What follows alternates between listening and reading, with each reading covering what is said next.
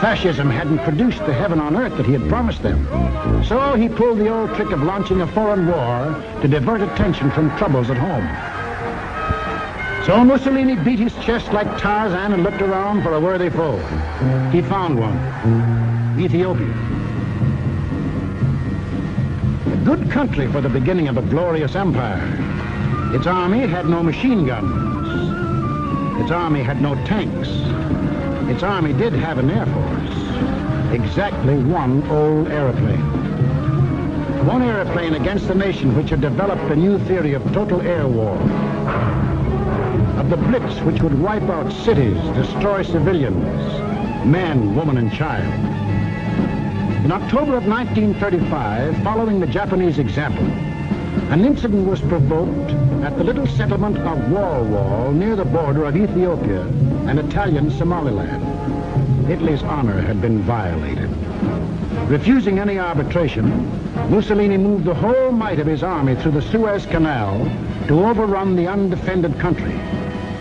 Ethiopia's emperor, Haile Selassie, appeared before the League of Nations.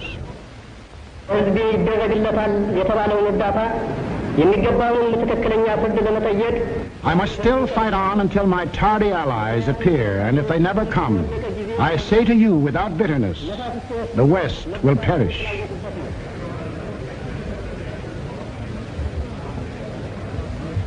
Members of the League half-heartedly stopped trading with Italy, but refused the only thing that will stop any aggressor: force. Ethiopia was left to herself. Native leaders came to pledge their allegiance.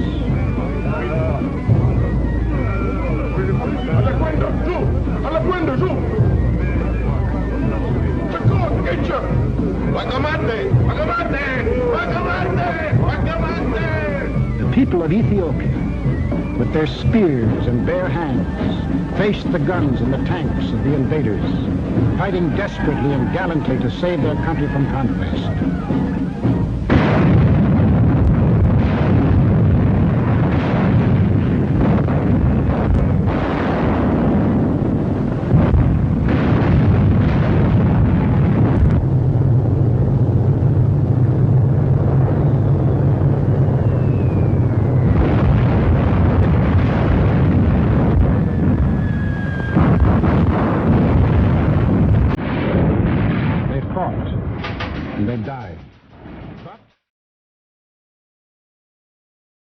በቅርቡ ለንባብ የበቃው የታሪክ መጽሐፍ የቀዳማዊ ኃይለ ሥላሴ መንግስት የመጽሐፋቸው ርዕስ ነው። ዳጎስ ያሉ ገጾች ያሉትና የቀዳማዊ ኃይለ ሥላሴን አስተዳደር የመጀመሪያ 25 ዓመታት የኢትዮጵያ ታሪክ የሚዳስሰው የመጽሐፉ ደራሲ አቶ ዘውዴ ረታ ቀደም ብለን በመግቢያችን እንዳስተዋወቅነው የምሽቱ የባህልና ማህበረሰብ ፕሮግራም እንግዳ ይሆናሉ። አዘጋጁ አሉላ ከበደ ነው። አሉላ መስመሩ ያንተና እንግዳ ነው። አመሰግናለሁ ሰለሞን። እንግዳዬን ልቀበል። የቀድሞ አምባሳደርና ጋዜጠኛ ቆየት ብለን ከምናስተዋውቃቸው የአገልግሎት መታወቂያዎቻቸው ጥቂቶቹ ናቸው። አቶ ዘውዴ ረታ ይባላሉ። በቅድሚያ እንኳን ደህና መጡ። በጣም አመሰግናለሁ። ወደዚህ የተከበረ ቦታ ስመጣ በጣም ደስ ብሎኝ ነው። ከዚህ በፊትም አንድ ጊዜ የዛሬ 12 ዓመት የኤርትራን መጽሐፍ ባዘጋጀው ጊዜ እድል አግኝቻለሁ። ያንን መልካም ሁኔታ አስታውሳለሁ። በዚህ ሰዓት የሚሰሙ አድማጮች በተለይ ደግሞ ከመጽሐፉ ይዘትና አቀራረብ አንጻር ለማየት አምባሳደር ዘውዴ ረታ እርሶም በአግባቡ ላስተዋውቅ። በጋዜጠኝነት የመንግስት ዜና ጋዜጣ የራዲዮ ዜና አቅራቢነትን ጨምሮ በተለያዩ ኃላፊነቶች ጭምር ሰርተዋል። የማስታወቂያ ሚኒስትር ረዳት ሚኒስትር ነበሩ። የዜና አገልግሎት ዋና ስራ አስኪያጅ ብሎም የፓን አፍሪካ ኒውስ ኤጀንሲ ማህበር ፕሬዚዳንትነት ድረስ ሰርተዋል።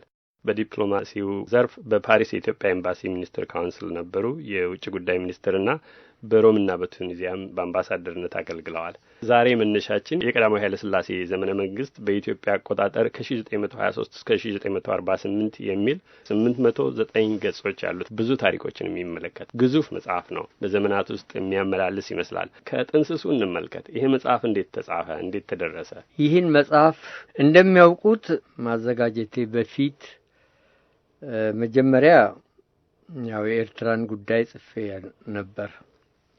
የኤርትራን ጉዳይ የጻፍኩት ኤርትራውያን ወንድሞቻችን እንደምን ባለ ሁኔታ ከኢትዮጵያ ጋር እንደተዋሃዱና አብረው የ10 ዓመት የፌዴሬሽን አስተዳደር ኤክስፔሪየንስ እንዳገኙ እና ያም ፌዴሬሽን እንደምን እንደፈረሰ የኢትዮጵያ ሕዝብና የኤርትራ ሕዝብ በሚገባ እንዲያውቁት በማሰብ የታመኑ ትክክለኛ የሆኑ ሰነዶችን ይዤ በ550 ገጽ ያንን መጽሐፍ አዘጋጅቼ ነበር። መጽሐፉ እስከ ዛሬ ድረስ ተፈላጊነቱን አላቆመም። በተቻለ መጠን አሁንም ብዙ የሚጠይቁ ስላሉ ምናልባትም እንደገና ደጋግሞ የማሳተም ኃላፊነት ሊመጣ ይችላል ብዬ አስባለሁ። ከዚያ በኋላ ተፈሪ መኮንን የሚባለውን መጽሐፍ ጻፍኩ። ተፈሪ መኮንን ምንድን ነው? ቀዳማዊ ኃይለ ሥላሴ የኢትዮጵያ ንጉሠ ነገሥት ከመሆናቸው በፊት ከተወለዱበት ከአገረ ገዥነት አንስቶ በአልጋ ወራሽነት አልፎ ንጉሠ ነገሥት ለመሆን እስከበቁበት ጊዜ ድረስ ያለውን በዘመኑ የነበረውን የመንግስት አስተዳደር የልጅ ኢያሱን ዘመን ቀጥሎም ደግሞ የንግሥተ ነገሥታት ዘውዲቱ ሚኒልክን ዘመን በተቻለ መጠን የማውቀውንና ያገኘሁትን ለማቅረብ ቻልኩ። ያን ጊዜ ይህን መጽሐፍ ሳቀርብ ለኢትዮጵያ ሕዝብ ቃል የሰጠሁት ከዚያ በኋላ የቀዳማዊ ኃይለ ሥላሴን መንግስት ታሪክ እጽፋለሁ ብዬ ነው። ይህንን የተናገርኩት የዛሬ 7 ዓመት ነው እና ምንም አንዳንድ ችግር ቢያጋጥመኝ በጤናም በሌላም ረገድ እንደምንም ታገዬ ይህን መጽሐፍ ንጉሠ ነገሥቱ ከነገሱበት ከ1900 በኢትዮጵያ አቆጣጠር 23 እስከ 1948 ዓመተ ምህረት ድረስ የ25 ዓመታቱን ታሪክ አሟልቼ ለማቅረብ ሞክሬያለሁ። ከዚህ ደግሞ ሌላ የሚጠየቀው ይኖራል። ምክንያቱም የንጉሠ ነገሥቱ ዘመናቸውን ፈጽመው ከዚህ ዓለም እስከሄዱበት ጊዜ ድረስ ያለውን እንድጽፍ ብዙዎቹ ወዳጅ ዘመድም በመላው የኢትዮጵያውያን አንባቢዎች ይጠይቃሉ። ይህንንም ለመፈጸም ተስፋ አደርጋለሁ። ሌላ የህይወት ምዕራፍ የሚያነጋግሩ ብዙ ታሪኮች የቀሩት በተለይም የ60ዎቹ ያሉበትን ታሪክ እንደሚጽፉ መጽሐፉ ምረቃ በተካሄደበት ስነ ስርዓት ላይ ያነሱትን በዘገባችን ተመልክተናል። አምባሳደር ዘውዴ የመጽሐፉ መግቢያ ላይ የምናያቸውን ምዕራፎች እንመልከት። የመጀመሪያው ህገ መንግስት ምናልባትም በሚያስገርም መልኩ በሐምሌ 1923 ነው የጸደቀው። ከሳቸው ወደ ስልጣን መምጣት ጋር አብረው የመጣ መሆኑን ያመለክታል። የመጀመሪያው ፓርላማ በጥቅምት 23 1924 ነው የተከፈተው። እስኪ የነኚህን በጣም በኢትዮጵያ ታሪክ ውስጥ ትልቅ ስፍራ የሚሰጣቸው ከዘመናዊ ስልጣኔ ጋር ተያይዘው የሚታዩ ነገሮች በዚያ ጊዜ መደረግ መከሰት እንዴት እውን እንደሆነ ያስረዱን። ቀዳማዊ ኃይለ ሥላሴ የኢትዮጵያ ንጉሠ ነገሥት ሆነው የሚኒልክን ስልጣን ሲይዙ እኔ የሚኒልክን ስልጣን ነው የምለው። ምክንያቱም ዳግማዊ ሚኒሊክ ንጉሠ ነገሥት ዘኢትዮጵያ ከሞቱ በኋላ ወይም ከስልጣን ከወጡ በኋላ ልጅ ኢያሱ የተባሉ አገሩን እንዲሁ በማስተዳደር ነበር እንጂ ንጉሠ ነገሥት አልነበሩም። የንጉሠ ነገሥትነት ደግሞ ዘውድ አልጫኑ። ከሳቸው በኋላ ደግሞ ልጃቸው በቀጥታ የሚወለዱት ልጃቸው ወይዘሮ ዘውዲቱ ሚኒሊክ ንግሥተ ነገሥታት ዘውዲቱ ተብለው የአባታቸውን ወንበር ቢረከቡም በስልጣን ረገድ የተሟላ ኃላፊነት አልነበራቸውም።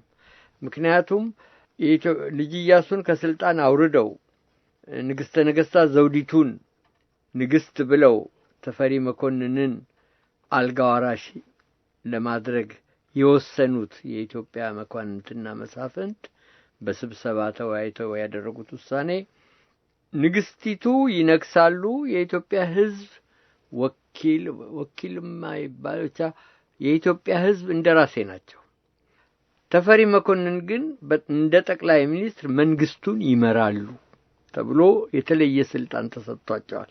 ስለዚህ ተፈሪ መኮንን የኢትዮጵያ ንጉሠ ነገሥት ባለሙሉ ስልጣን እንደራሴና አልጋ ወራሽ ለ14 ዓመታት በዚያ አኳኋን ስለሆነ የተካሄደው የተሟላ አልነበረምና ስለዚህ ከ1923 ዓመተ ምህረት የሚኒሊክን ስልጣን ባልጋ በዘውድም በስልጣኑም አዋህደው የያዙት ቀዳማዊ ኃይለ ሥላሴ ስለሆኑ የሚኒሊክ ስልጣን ወራሽ ብዬ መግቢያ የሰጠሁት በዚህ ምክንያት ነው። ስለዚህ ታሪኩ የሚጀምረው የንግስና ዘመናቸው ከተካሄደበት 1923 ነው። ቅድም ያነሳሁት በኢትዮጵያ ታሪክ ውስጥ ትልቅ ስፍራ የሚሰጣቸው ዘመናዊ የአመራር ስልጣኔን በተመለከተ ትልቅ ስፍራ ከሚሰጣቸው ህገ መንግስት መቋቋምና የፓርላማ መከፈት በዚያው ዘመን ነው የተደረጉት 23 እና 24። ልክ ነው። ቀዳማዊ ሥላሴ ከልጅነታቸው ጀምሮ ኢትዮጵያን በዘመናዊ አቅድ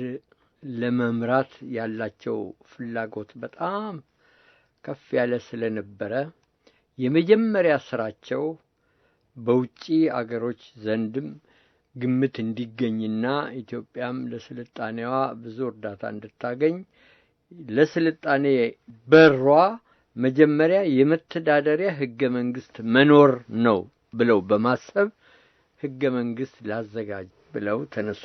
ይህን ህገ መንግስት እንግዲህ በዚህ በመጽሐፉ እንደተገለጠው ለማዘጋጀት የሁሉንም ወገን ማስተባበርና የሁሉንም ወገን ድጋፍ ማግኘት ያስፈልግ ነበር። መሳፍንትና መኳንንት በቀላሉ አይቀበሉም።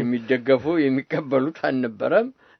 ሌሎች ደግሞ ለፕሮግሬስ እንደ ፕሮግሬሲስት እየተባሉ የሚጠሩት እንደ በጅሮን ተክለሐዋርያት ወይም እንደ ራስ ምሩ በዘመኑ የነበሩት ሰዎች ደግሞ ምን አለበት የውጭውን ስርዓትና ህግ ተከትለን ለሀገራችን የሚጠቅመውን ነገር ብንጠቀምበት ይሻላል ብለው ስላሉ ከጃንሆይ ጋራ ከንጉሠ ነገሥት ኃይለ ሥላሴ ጋራ ይተባበሩ ነበር እና በመጽሐፍ ውስጥ በተቻለ መጠን ለመግለጥ የሞከርኩት በዘመኑ ከነበሩት ሰዎች የሰማሁትን የተያዙትም አንዳንድ ቃለ ጉባኤዎች በታላላቅ ሰዎች እንደነ አቶ ገብረወልድ እንግዳ ወርቅ የጽህፈት ሚኒስቴር ዋና ጸሐፊ፣ እንደነ ቀኛዝማች ተክለ ማርቆስ የጽህፈት ሚኒስቴር ዋና ዲሬክተር እነሱ ከያዙት ማስታወሻ ጋር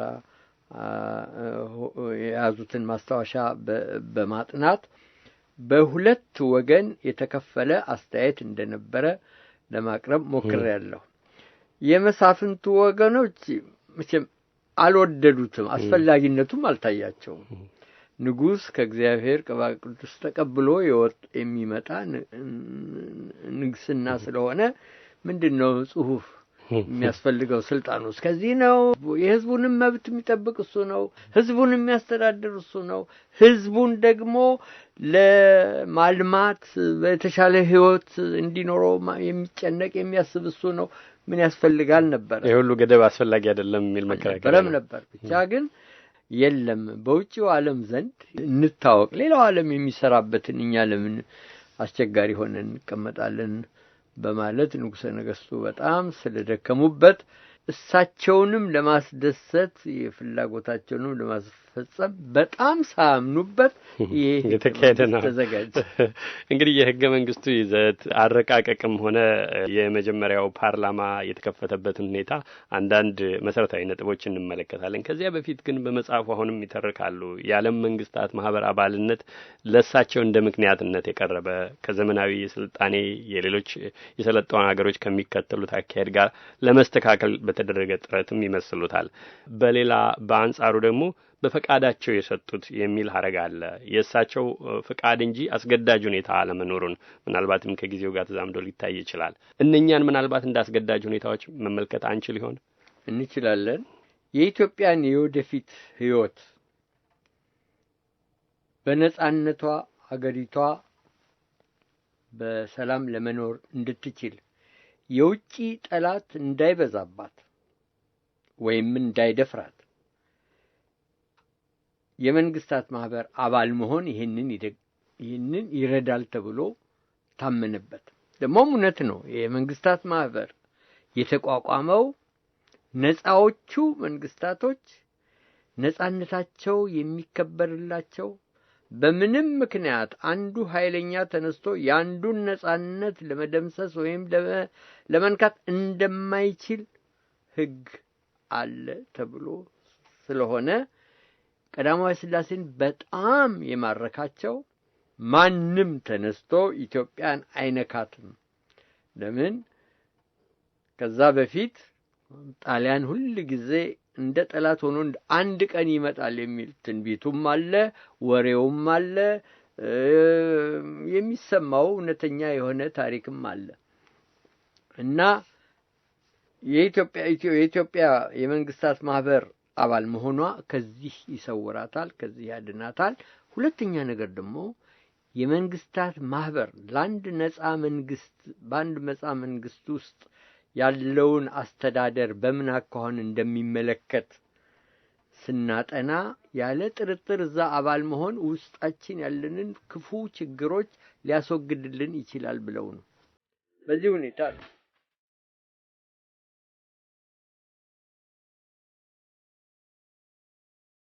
አድማጮች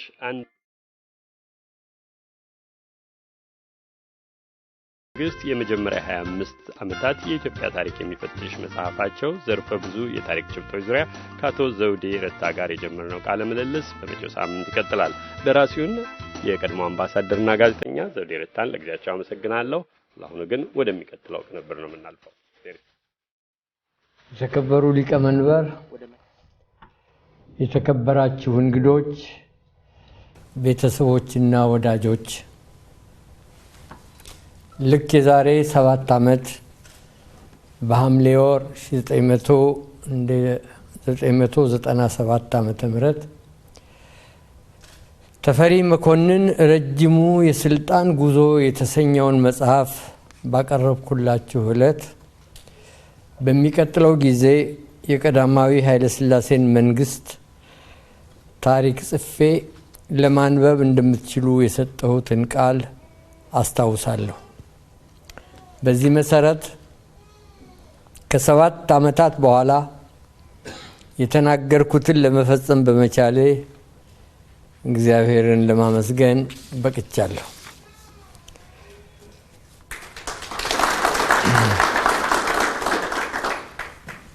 ከጥቅምት 23 ቀን 1923 ዓመተ ምህረት ጀምሮ አዲሱ የሚኒሊክ ስልጣን ወራሽ ቀዳማዊ ኃይለ ሥላሴ ኢትዮጵያን ያስተዳደሩት በምን መልክ እንደሆነና በዘመኑ ያጋጠሟቸውም ችግሮች ምንና ምን መሆናቸውን ዘርዝሬ ያቀረብኩላችሁ ታሪክ የሚጠቅም ሆኖ እንደምታገኙት ብዙ ተስፋ አድርጋለሁ። በዚህ መጽሐፍ ውስጥ ኢትዮጵያ ከነበረችበት ከጨለማው ዓለም ወደ ብርሃን ለመሻገር እንድትችል አዲሱ ንጉሠ ነገሥት የንግስ በዓላቸውን ሲያከብሩ የወሰዷቸው 2 ዋና እርምጃዎች ለታሪክ የሚጠቀሱ ናቸው። እነዚህም አንደኛ የመተዳደሪያ ሕገ መንግስት መመስረት ሲሆን ሁለተኛው ደግሞ የስልጣኔ መሰረት የሆነውን ዘመናዊውን ትምህርት ማስፋፋት ነበር። ይህንንም መልካም ሐሳብ ከግብ ለማድረስ በሚያደርጉት ጥረት የንግስ በዓላቸው ተካፋይ የሆኑት ሆነው የተጋበዙት የአውሮፓና የአሜሪካ መንግስታት እንደራሴዎች እርዳታ እንደሚያደርጉላቸው ቀዳማዊ ኃይለ ሥላሴ በሙሉ ተስፋ ጠብቀው ነበር። የሚያሳዝነው እነዚህ ታላላቆችና እጅግ በስልጣኔ የተራቀቁት አገሮች እንኳንስ ኢትዮጵያ እንድትሰለጥን እርዳታ ለመለገስ ቀርቶ በዓለም ቤተሰብ ውስጥ የታወቀው ነፃነቷ ዋስትና እንደሌለው የሚያጠራጥር አስተያየት ሰጪዎች ሆነው ተገኙ። አዲሱ ንጉሠ ነገሥት በዚህ ሁኔታ ሞራላቸውን ሳያዳክሙ ገና ከጠዋቱ የተነሱበትንና ያመኑበትን ባላቸው አቅም ሁሉ ከግብ ለማድረስ ቆርጠው መነሳታቸውን አስታወቁ።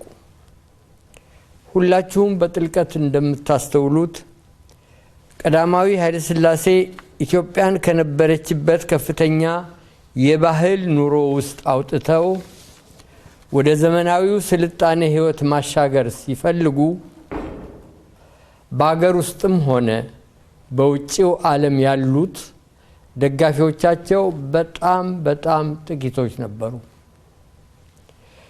የውጭ ሀገር መንግስታት በተለይም አውሮፓውያኖቹ የኢትዮጵያ መሰልጠን በቅኝ ግዛት ለሚተዳደሩት ህዝቦች መጥፎ አርአያ ስለሚሆን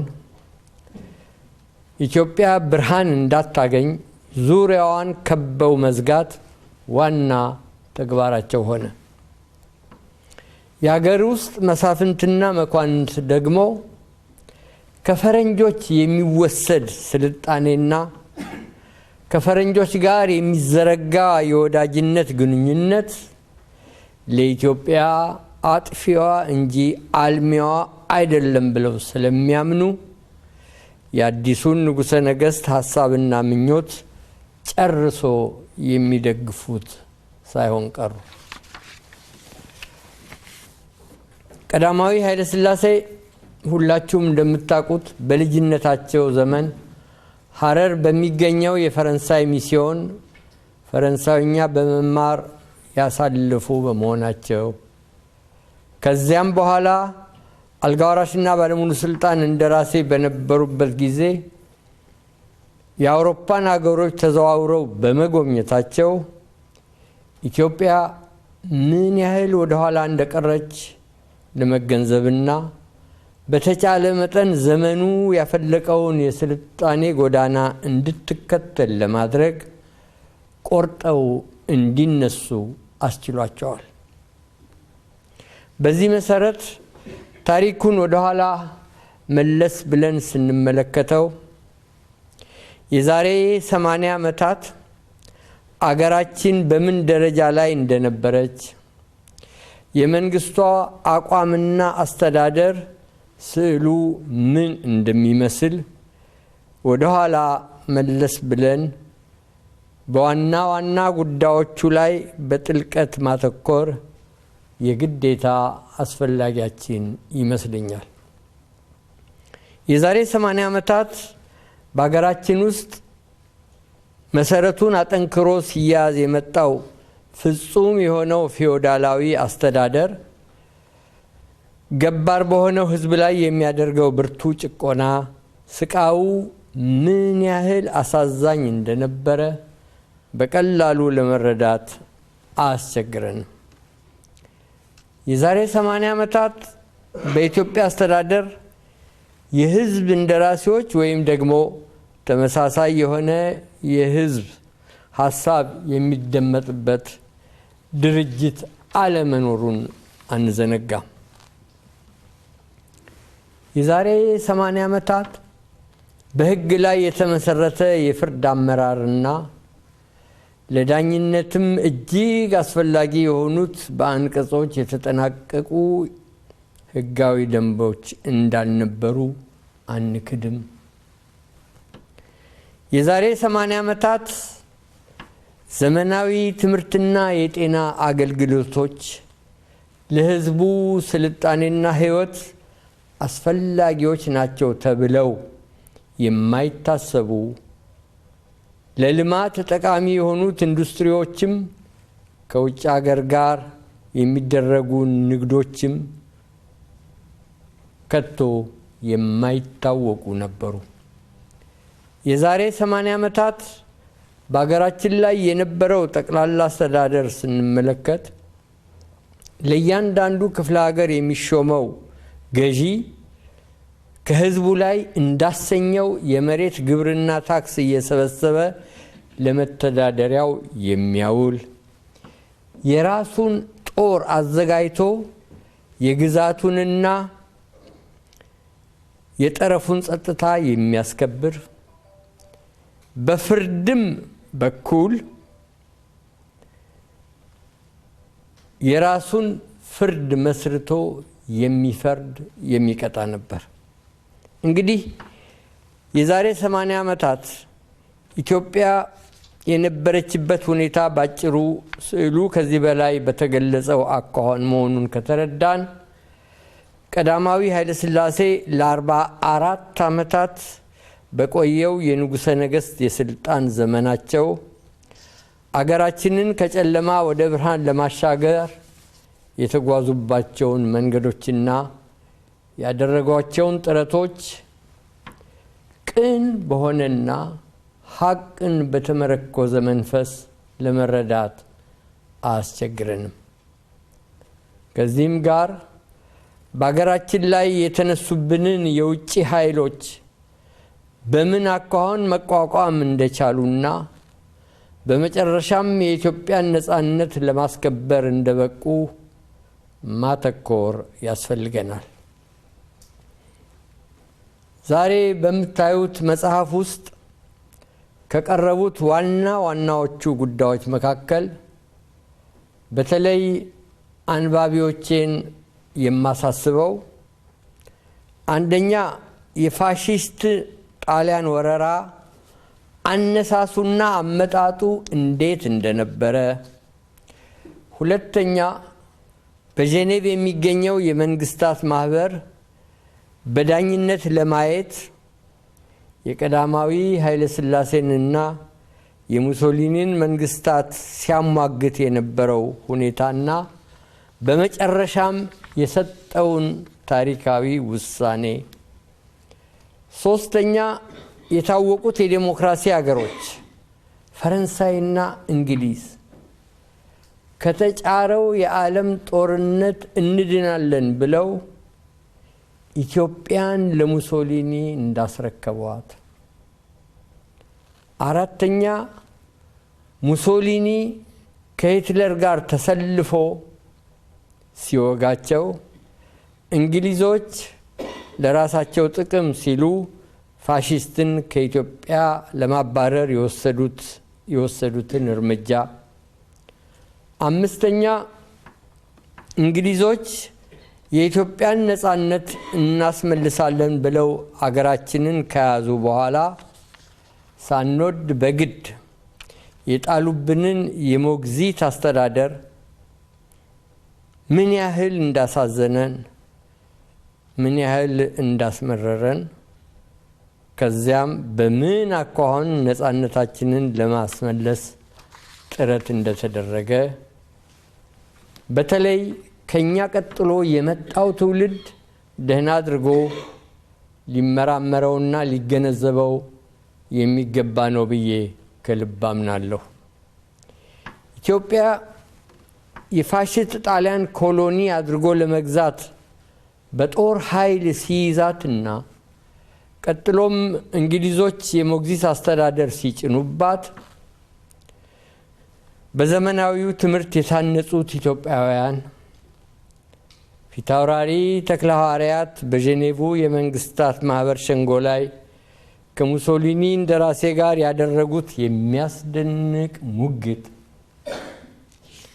የሃርቨርዱ አንትሮፖሎጂስት ደጃዝማች መኮንን ደስታ፣ የሎንዶኑ ስኩል ኦፍ ኢኮኖሚክስ ይልማ ደሬሳ፣ የፓሪሱ ሶርቦን የህግ ምሩቅ አክሊሉ ሀብተወልድ ከነ ሎርድ ደላወር ጋር ምን ያህል ተሟግተው የሀገራችንን መብት ለማስከበር እንደቻሉ እኛ ኢትዮጵያውያን ልንኮራበትና ልንጠቀምበት የሚገባ መሆኑን በማመን ታሪኩን በዝርዝር አቅርቤላችኋለሁ።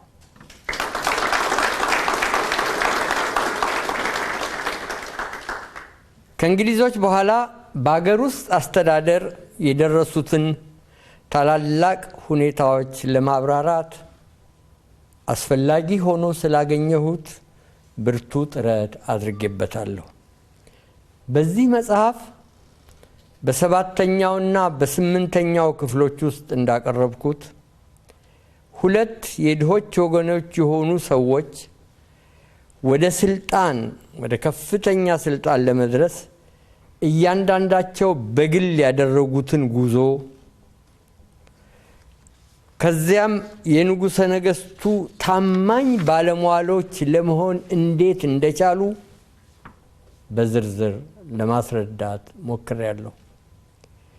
የእነዚህ የሁለት ሰዎች የአቶ መኮንን ሀብተወልድና የጸሐፊ ትእዛዝ ወልደ ጊዮርጊስ ወልደ ዮሐንስ የስልጣን ታሪክ በቀላሉ የሚተረክ አይደለም።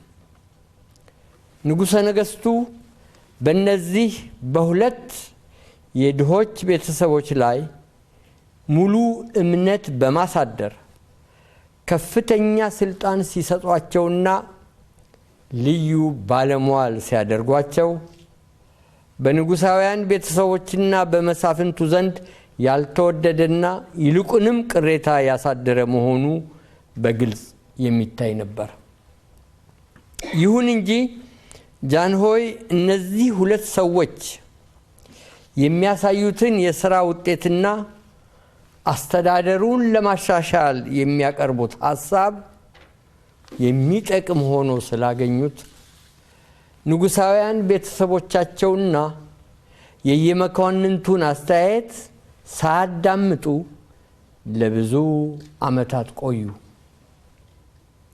በመሰረቱ መሳፍንትና መኳንንት በወልደ ጊዮርጊስና በመኮንን ሀብተወልድ ላይ ክፉኛ ጥላቻ ያደረባቸው እነዚህ ከየት መጥተው ነው ይሄን ሁሉ ስልጣን አግበስብሰው በላያችን ላይ የሚጨፍሩት በማለት ነበር። እንደ እውነቱ ከሆነ ወልደ ጊዮርጊስና መኮንን ሀብተወልድም ለመሳፍንትም ሆነ ለመኳንንት ምንም አይነት አክብሮት አልነበራቸውም። በዚህ ሁኔታቸው ተባብረው ለ15 ዓመታት ያህል ከቆዩ በኋላ የማይለወጥ የለም። ሰው ሁሉ እንዳጋጣሚው ይለዋወጣል። የወልደ ጊዮርጊስ የስልጣን ኃይል ለብቻው እየገፋ ሲጓዝና ወደ ጉልላቱ ሲጠጋ ቀዳማዊ ኃይለ ሥላሴ በመጀመሪያ የሁለቱን ሰዎች ትብብርና ወዳጅነት በፖለቲካ ጥበብ በማለያየት ቀጥሎም ከሁለቱ መካከል አንዱን አቆይቶ አስጊ የሆነውን ከስልጣን በማውረድ የወሰዱት እርምጃ በምን አኳኋን እንደተፈጸመ በዚህ መጽሐፍ ውስጥ ዝርዝሩን ታገኙታላችሁ።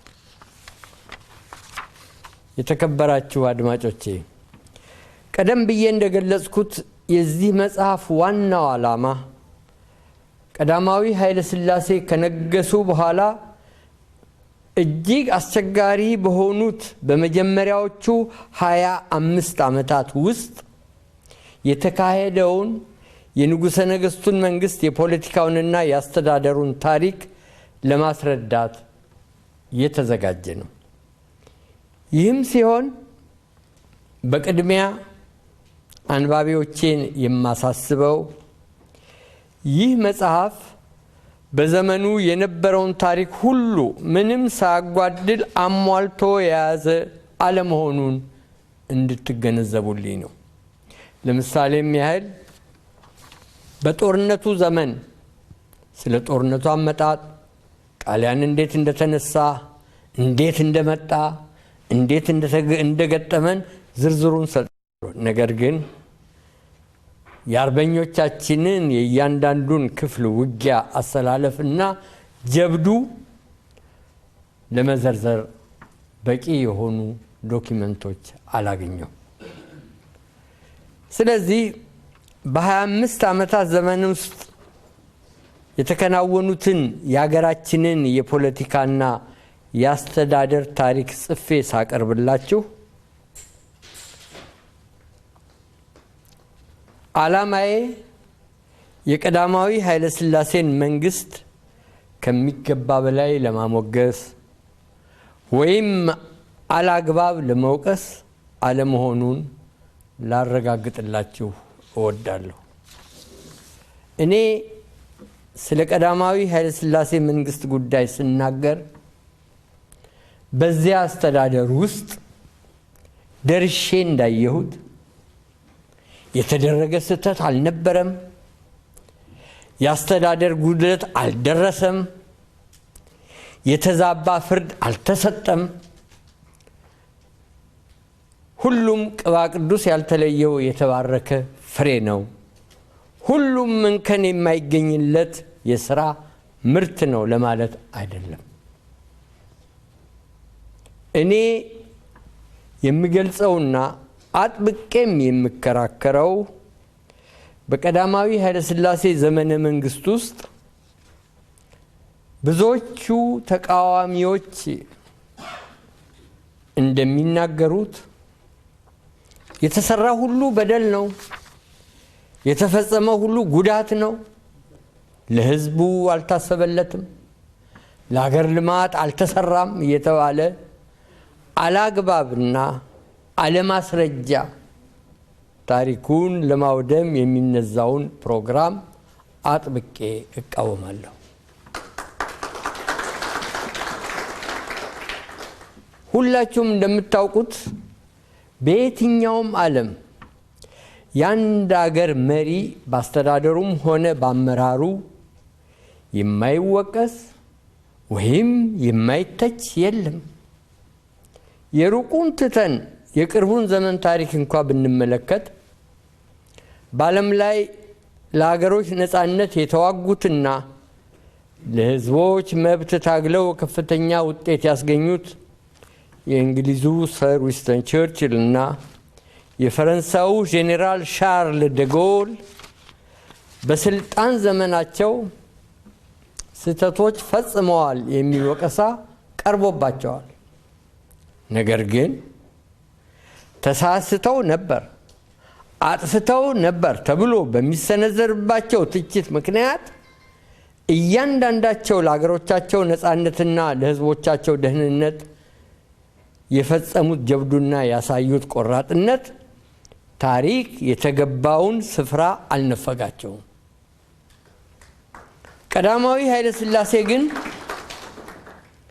ኢትዮጵያን ከጨለማ ወደ ብርሃን ለማሻገር እንዳልደከሙ፣ ለስልጣኔ እድገታችን መንገዱን እንዳልቀየሱ፣ የአራት ትውልድ የድሆች ልጆች ፍሬዎችን አስተምረው ለአገር አስተዳደር እንዳላደረሱ፣ ለኢትዮጵያ ሕዝብ አንድነትና ትልቅነት እንዳልጣሩ፣ በዓለም መንግስታት ፊት ለኢትዮጵያ ነፃነት ቆመው እንዳልታገሉ ምንም አይነት መሰረት በሌለው መረጃ ሲወገዙና ፍሬያማ የሆኑ ስራዎቻቸው ሁሉ ለትውልድ እንዳይተላለፍ ዘመቻ ሲደረግባቸው ለኛ ለጥቂቶቹ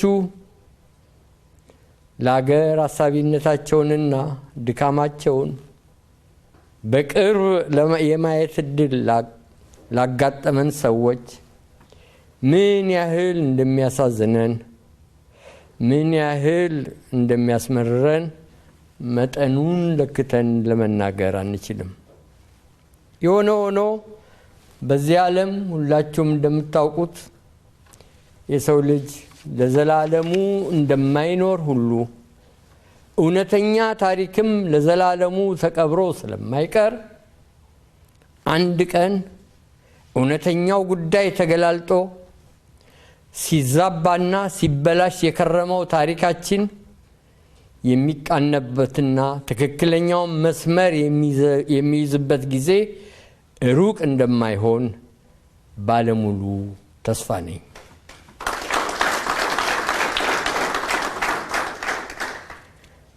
ዛሬ ባለንበት ሰዓት እኔ ያደረብኝን ስጋትና ጭንቀት ሳላመለክታችሁ ማለፍ አልፈልግም። ይሄውም ከትክክለኞች መረጃዎች እጦት የተነሳ በአሁኑ ሰዓት በኢትዮጵያም ሆነ በውጭው ሀገር በአፍ ታሪክ ላይ የተመሰረቱ የሚነዙት የታሪክ ጽሑፎች በጣም እየተስፋፉ በመጓዝ ላይ መሆናቸውን እያየሁ ከልቤ አዝናለሁ። የእኛ ትውልድ እንኳ ከእንግዲህ ወዲህ በሚቀረን አጭር ጊዜ ውስጥ በምንጽፈውም ሆነ በምናስረዳው ታሪክ እንሳሳታለን ወይም እናሳስታለን ብለን ሳንሰጋ ምርቱንና ግርዱን የመለየት ችሎታችን በቂ ስለሆነ ለእውነተኛው ታሪክ ልንዋጋና በመጨረሻም ልናሸንፍ እንችላለን።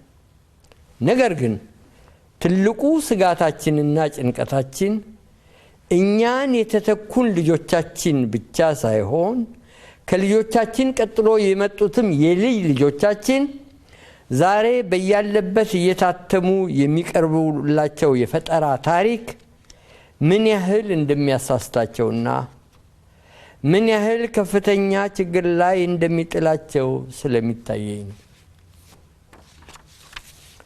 ማንም ሰው እንደሚያውቀው በፈጠራ ታሪክ ላይ ተመስርቶ የሚጽፍ ደራሲ አንድ ቀን እውነቱ ሲገለጥ ማፈሩና መዋረዱ የማይቀር ነው ቢባልም እስከዚያው ድረስ ልጆቻችንን የሚያሳስትና የሚጎዳ መሆኑን መዘንጋት የለብንም። ከጥቂት ዓመታት በፊት በፈጸምነው በ20ኛው ክፍለ ዘመን ማብቂያ ላይ ዓለመጠን ሲገሰግስ የመጣው የፕሮፓጋንዳ ጥበብ እንዳመለከተን ከሁሉ ይበልጥ እጅግ አስቸጋሪ የሆነው በሐሰት የተነዛውን ታሪክ ወደ እውነተኛ ታሪክ ለመቀልበስ የሚያጋጥመው ከፍተኛ ትግል ነው። በስራ ልምድ እንዳየነው የሐሰት ፕሮፓጋንዳ ተሽቀዳድሞ ዓላማውን ከመታ በኋላ እውነቱን ይዞ የሚቀርበው ማስተባበያ ለማሸነፍ የሚገጥመው ሙግትና የሚወስድበት ጊዜ ምን ያህል አድካሚ መሆኑ የታወቀ ነው። እኔ ዛሬ ይህንን ጉዳይ ያነሳውበት ዋና ምክንያት የዛሬ 30 ዓመት ገደማ ቀዳማዊ ኃይለ ሥላሴና መንግስታቸው ከስልጣን ሲወርዱ ለኢትዮጵያ ሕዝብ የተገለጠውንና የተነዛውን የኃጢአት ክስ በማስታወስ ነው። አዲሱ መንግስት ባስተጋባው ፕሮፓጋንዳ ንጉሠ ነገሥቱ ካልጋወራሽነታቸው ጀምሮ ለ58 ዓመታት በሙሉ ስልጣን በቆዩበት ዘመን የኢትዮጵያን ሕዝብ መብት ገፈው ሲጨቁኑና ሲያሰቃዩ ከመኖር በስተቀር አንዳች ቁም ነገር ሰርተው አያውቁም የሚል ነበር። ሕዝቡም በዚህ ፕሮፓጋንዳ ስለተታለለ በመሳሪያ ኃይል የመጣውን ስልጣን ጃንሆይን እያወገዘ የአበባ ጉንጉን እየበተነ በከፍተኛ ደስታ እስከ መቀበል ደረሰ። እንግዲህ ለ17 ዓመታት በቀዳማዊ ኃይለ ሥላሴ መንግስት ላይ በተነዛው ፕሮፓጋንዳ የአንድን ትውልድ ወጣት በሙሉ አእምሮውን ስለመረዘው ይህን የተመረዘ መንፈስ ወደ ትክክለኛ አስተሳሰብ ለመለወጥ ምን ያህል ከባድና ምን ያህል አድካሚ እንደሆነ ሁላችሁም ትገነዘባላችሁ። ይሁን እንጂ ዛሬ ባለንበት ሰዓት ሁኔታውን ስንመለከተው በደርግ ዘመን የተመረተው ወጣት ራሱን በራሱ እያሻሻለና እያተጋ ስለ ሀገሩ ስለ ኢትዮጵያ ያለው አመለካከትና ስሜት ወደ ቀና ጎዳና ለማዘንበል የጀመረ ሆኖ ስለሚታይ ይህ ትልቅ ተስፋ የሚያሳድርብን ሆኗል። አሁን እንደጠቀስኩት ባለፉት 40 ዓመታት በቀዳማዊ ኃይለ ሥላሴ ዘመነ መንግስት ስለተካሄደው የኢትዮጵያ ታሪክ እውነት በሌለው ፕሮፓጋንዳ ሲመረዝ ያደገው የኢትዮጵያ ወጣት ያለፈውን ወላጆቹ ያሳለፉትን የታሪክ ዘመን በትክክል ለመረዳትና ከዛሬው ጋር ለማመዛዘን ከፍተኛ ፍላጎት አድሮበታል። እንግዲህ ከልጆቻችን ይህን የመሰለው ቀና የሆነ መንፈስ ሲቀርብልን ሌላ ችግር መጥቶ ሳያደፈርሰን ከኛ በኩል የሚጠበቀውን እያንዳንዳችን ለመመገብ መሽቀዳደም ግዴታችን ይሆናል። ይህን ስል ምን ለማለት ነው? እያንዳንዱ ኢትዮጵያዊ በተለይ በእኛ ትውልድ የነበሩት ባሳለፉት በሰሩበት ዘመን ባዩት በተመለከቱት በኢትዮጵያ አስተዳደር ጉዳይ በኢትዮጵያ እድገት ጉዳይ ማስታወሻቸውን እየተዉ ከሄዱ ለኢትዮጵያ ትልቁ ቅርሷ ይሄ ነው። ብዙዎቹ የምናውቃቸው ወዳጆቻችን የብዙ ጉዳይ ተካፋይ ሆነው ሲሰሩ ያየናቸው ከፍተኛ ኃላፊነት ላይ ሆነው የኢትዮጵያን ጉዳይ ሲያበጥሩ የኖሩት ሰዎች አንድ ማስታወሻ ሳይተዉ በመሄዳቸው ዛሬ ሁላችንም ተራቁተን እንገኛለን እና በተቻለ መጠን ላሳስብ የሚፈልገው ሁላችንም በየአቅማችን ያለንን ማስታወሻ መተውና ማውረሱ ለኢትዮጵያ ትልቅ ጥቅም መሆኑን በማመን ነው። እንግዲህ የምናስበውንና የምናቅደውን ሁሉ ከግብ ለማድረስ የምናደርገውን ጥረት ሁሉን የሚችል አምላክ ብርታቱን ሰጥቶ እንዲባርክልን እየለመንኩ ንግግሬን እዚህ ላይ ማቆም ፈልጋለሁ።